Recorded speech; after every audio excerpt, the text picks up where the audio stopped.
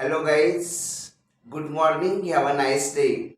This is Basveshwar Kadgaonkar and you all of watching my YouTube channel Speak English with BK. Friends, how are you? I hope all of you guys are fine. May I right? Okay. Friends, today we are going to learning very important topic, that is the law of attraction. To achieving money towards you.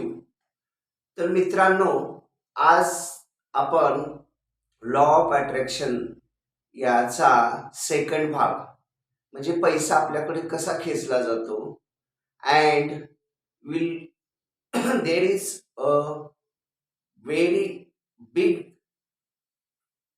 Need to respect the money. तर मित्रांनो, आजच्या video लेक्चरमध्ये आपण law of अट्रॅक्शनद्वारे पैसा आपल्याकडे कसा खेचून घ्यायचा आणि पैशाची किंमत कशी करायची याविषयी जाणून घेणार आहोत. I hope all of you guys like this video too much. So guys, don't skip the video, see all video, then you will get the concept of today's video lecture. Friends, if you are new in my channel and even if you are not subscribed my channel, then please subscribe the channel firstly. You have red colored subscribe button, you just press that button, then you will get four options. Out of these four options, you can select option number one, that is all option. Beside the subscribe button, you will get a bell icon, you just press that bell icon. You have four options, you can select all option, then you will get daily updates and notifications of my channel Speak English with BK.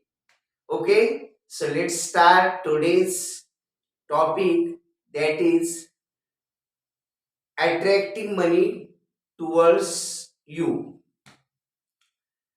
देवादिदेव Mahadev ji या ब्रह्मांडाचे स्वामी, त्रिकाल म्हणजे त्रिखंडाचे स्वामी, सर्वांचे स्वामी असे जे आहेत महादेव यांना वंदन करूया आणि कुलदेवता डोंगराई माता हीच वंदन करून आणि डोंगराई मातेला आवाहन करूया. हे डोंगराई माता, कम इन माय सोल. हे डोंगराई माता, कम इन माय सोल. हे डोंगराई माता, come in my soul and give some hints how to respect money and how to attract money towards us. डोंगराई माता tells.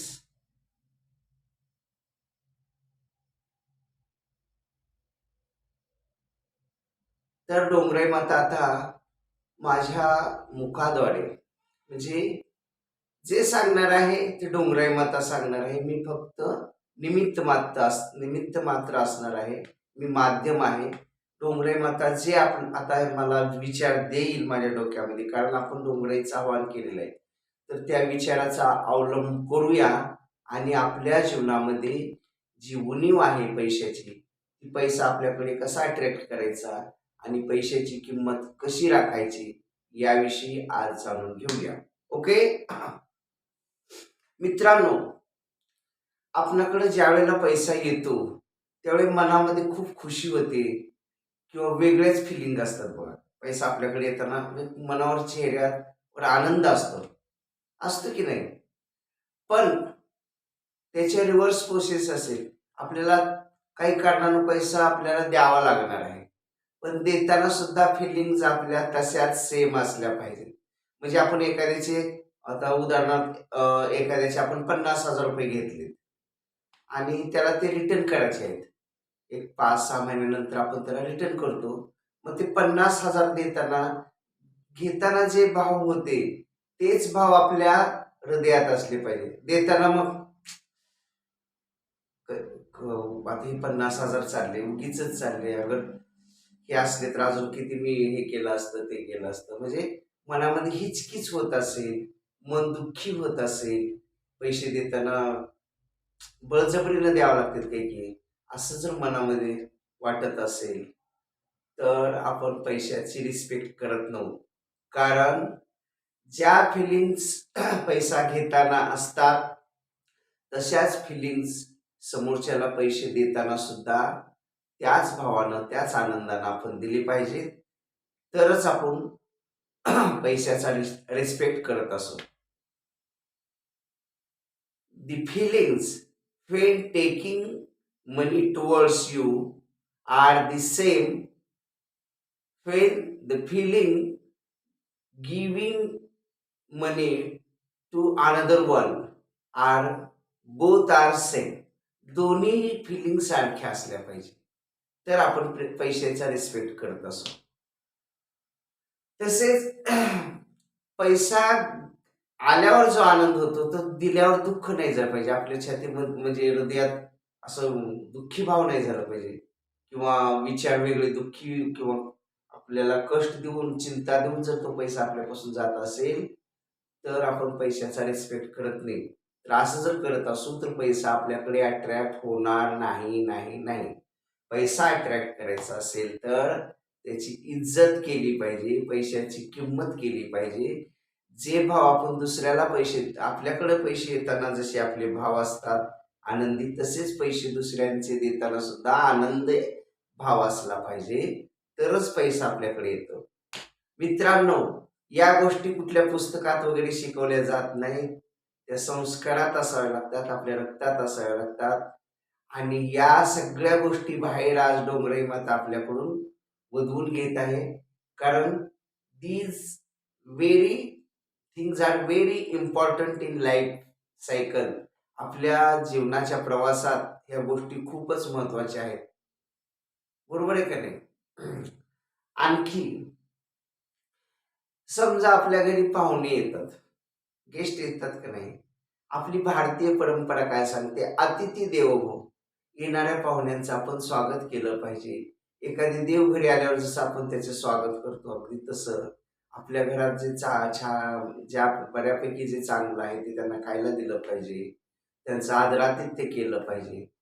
आणि मग ती पाहुणे 1-2 दिवसात किंवा त्याच दिवशी रिटर्न जातात. तर ते आनंदून जर आपल्या घरातनं गेले, तर त्याच्यासारखं पुण्य कोणतंच नाही. आणि त्यावेळेला सुद्धा आपल्या घरी लक्ष्मी धावा घेत असते. आणि येणारा पाहुणा जर नाराज होऊन आपल्या घरातनं गेला, अतिथी म्हणजे अतिथी, तिथी वेळ न सांगता अचानक जो येतो तो अतिथी. आपण त्याला विचारपूसही केली नाही, त्याला इग्नोर केलं किंवा त्यांना चहाचा कप सुद्धा विचारला नाही किंवा त्यांना दिलं जेवायला वगैरे, पण कपाळावर 2-3 आट्या वगैरे असं घालून, किंवा पाहुणा आपल्या घरामध्ये एंट्री करते त्यावेळेसच आपल्या कपाळावर 2-3 आट्या असतील, तर त्या घरात लक्ष्मी नांदणार नाही. ओके. शिवाय हिचकिच करून पैसा देताना, विशेषतः बायकांना बघा, अगदी भाजीवाला वगैरे असलं की कशी दिली मामा भाजी, तर 20 रुपये पाव, पाव किलो. 10 द्या की मामा. तर इतकीच की, कारण त्या मामाने दिवस शेतामध्ये कष्ट केलेली भाजी, शेतात जाऊन ती भाजी उपटून आणलेली असते, उन्हातानातनं आणून त्याला धुवून स्वच्छ पेंडी बांधलेली असते. मग ती टोपलीत घेऊन तो इकडून तिकडे उन्हाचं ते म्हणजे कितीतरी परिश्रम करून ती आपल्यापर्यंत आलेली असते. तर तिथं आपण हिचकिच करत बसतो, 10ला द्या, 15ला द्या, 20ची वस्तू 15ला, 10ला द्या. तर अशी नाही हिचकिच केली पाहिजे. आपण त्याची मेहनत किती केलेली आहे आपल्याला एक अंदाज येतोच. तर ही फार कष्टातनं ह्याने आणलेलं आहे, तर इथं आपण हिचकिच नाही करायची. त्यांनी म्हणतील तेवढे पैसे दिले पाहिजे, म्हणजे त्याचेही मनातले भाव आपल्याविषयी पॉझिटिव्ह राहतील. आपण समजा त्याला विकल्याशिवाय भाग नसतो, मग ते 10 बी देतात, कारण पुन्हा ओझं अजून माघारी न्यायचं ना. पण वाटतं की मग इतकेही पैसेवाले आहेत आणि आपल्याला आपल्या गरीबाला म्हणजे असं करतात, तसं करतात. आपल्याविषयी निगेटिव्ह त्यांच्या मनात विचार येतील आणि ते निगेटिव्ह विचार आल्यामुळं आपल्याकडे पैसा येणार नाही. परंतु आपण त्यांना त्या भाजीचा जो काही रेट आहे विचारला, असं असं 20 रुपये पाव, हे घ्या मामा, 20 रुपये पाव किलो द्या म्हटलं, तर ते मामा खुश होतील. त्यांच्या मनात आपल्याविषयी पॉझिटिव्ह विचार येतील आणि आपल्याला एक आशीर्वाद रूपी, आणि आशीर्वादामध्ये जी ताकद आहे ती खूप ताकद आहे. म्हणजे पॉझिटिव्ह रेज आपल्याकडे आले पाहिजे. पॉझिटिव्ह रेज जितके येतील तितका पैसा आपल्याकडे जास्त येणार. जितके निगेटिव्ह रेज येतील तेवढा पैसा आपल्याकडे येणार नाही. म्हणून आपण कुणाचंही मन दुखवलं नाही पाहिजे. ठीक आहे. किंवा एखादा मनुष्य आहे, नडलेला आहे. आता समजा एखादा मनुष्य असतो, काहीतरी त्याच्या घरात खूप खूप खूप कोणतरी आजारी पडलेलं असतं, म्हणजे त्याचं प्रियजन, आणि त्यानं 1-2 एकर शेती विकायला काढतो. कारण त्याला त्या घरच्या पेशंटचा जीव वाचवायचा असतो ना. तर आता नडलाय, ह्याला मग आपण आता गाडूया, म्हणजे ह्याला विकल्याशिवाय भाग नाही. तर मग आता समजा ते शेत 10 लाखाचं आहे एकरी. तर त्याला 5च लाख रुपये द्यायचे आणि मध्ये गोळा खायचा, कमिशन खायचं. असे प्रकार जर आपण एखाद्याच्या मजबुरीचा गैरफायदा घेत असू, तर देव आपणाला कधीच क्षमा करणार नाही. आणि तो जो शेताचा मालक आहे, कारण त्याच्या जवळचे त्याला माहिती आहे आपलं क्षेत्र, म्हणजे आपली वस्तू काय कायची आहे, आणि त्याचे जे दुःख आहे हळदेला झालेलं, ते तुम्हाला सारखं निगेटिव्ह करत राहणार, शिव्या शाप देत राहणार. आणि म्हणून आपण कोणाच्याही मजबुरीचा कधीच गैरफायदा घ्यायचा नाही. आपल्याला खुशी नाही देता आली तर गम तरी नाही दिलं पाहिजे आपण. ठीक आहे. शिवाय आपण रस्त्याने जात असतो, लहान लहान मुलं फुगे वगैरे विकत असतात. आता आपण ते उन्हाचं तानाचं ते फुगे विकतात, तर आपण ते फुगे घेतले पाहिजे आपल्या लेकरांना घरात, किंवा लेकरं नसतील तर शेजारच्याच लेकराला द्या. परंतु ते फुगे घेतले तर त्याला आनंद मिळेल आणि त्याचं वणवण थांबेल. त्या मुलाला जे दिवसभर भटकावं लागणार आहे ते थांबलं जाईल. आणि शिवाय आपण जे शेजाऱ्याला ते फुगे देतो, तेही पुण्य आपल्या पदरात मिळेल किंवा घरातले लेकरं खुश होतील. शिवाय दिवाळीमध्ये जी पणत्या वगैरे विकायला येतात, खूप कष्ट करून ते पणत्या बनवलेल्या असतात. तिथं आपण घासघीस नाही केली पाहिजे. आपण जिथं घासघीस करायची तिथं अजिबात करत नाही, आणि जिथं करायची तिथं करतो. म्हणून आपल्याकडे पैसा येत नाही. उदाहरणार्थ आपण पिझ्झा पबमध्ये गेलेलो आहोत. पिझ्झा हबमध्ये गेलेलो आहोत पिझ्झा खाण्यासाठी. तर ती एका पिझ्झाची ₹500-600 किंमत असते. तिथं त्यांनी म्हणेल तेवढे ते आपण लगेच देतो. पण तिथं असं म्हणत नाही की ₹50 ₹100 कमी करा. म्हणत नाही. परंतु जे शेतकरी दिवसभर उन्हात ते भाजी वगैरे विकायला येतात, किती कष्टातनं त्यांनी आणलेलं असतं, तर तिथं आपण हिचकिच करत बसतो. किंवा लेडीज विशेषतः मोठमोठ्या दुकानी साड्या वगैरे घ्यायला जातात, आणि मग लातूरसारख्या सिटीत तर ₹1 कमी करत नाहीत भावामध्ये.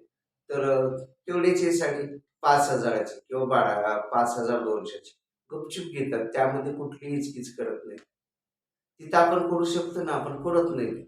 आणि तो भाजीवाला किंवा दूधवाला, दूध कसं दिलं मामा? तर ₹40 लिटर. 30 द्या ना. तर असं जर हिचकिच करत असू आपण, तर आपल्याकडे निगेटिव्ह एनर्जी येईल आणि त्यामुळे आपल्याकडे पैसा येणार नाही. So you you can attract positive energy always, and then you will get a lot of money. म्हणून आपल्याकडे पैसा यायचा असेल तर लोकांचे आशीर्वाद आपल्याकडे आले पाहिजे, पॉझिटिव्ह एनर्जी आली पाहिजे. ठीक आहे. किंवा आपण मोठ्या चांगल्या एखाद्या हॉटेलमध्ये जेवायला गेलेला असो, जेवण होतं, सर्व तो वेटर सर्व वगैरे करतो आणि जाताना बिल दिलं जातं. समजा आपलं बिल झालेलं आहे ₹920, तर आपण तिथं जर ₹1000 ठेवले त्या टेबलवर, आणि उरलेले कीप द चेंज, तुला राहू दे ₹80 जे राहतात, किंवा 10, 20, ₹50, राहतात, किंवा राहतच नसतील तर आपल्या खिशातून एक ₹20, ₹50 त्या वेटरच्या हातात दिलं पाहिजे. कारण त्यानं आपली बरीच सेवा केली असते. "ए प्लेट आण रे, पाणी आण रे, हे आण रे." आपण त्याला राबवून घेतलेलं असतं, आणि त्याने पण आपल्या बायका मुलासाठी तो ते सगळं सहन करत असतो. तो जीवन तो ती कष्टाची ड्युटी करत असतो. तर त्याचा जर विचार आपण केला, तर परमेश्वर ऑलरेडी आपला, आणि मग त्याच्या मनामध्ये दुआ.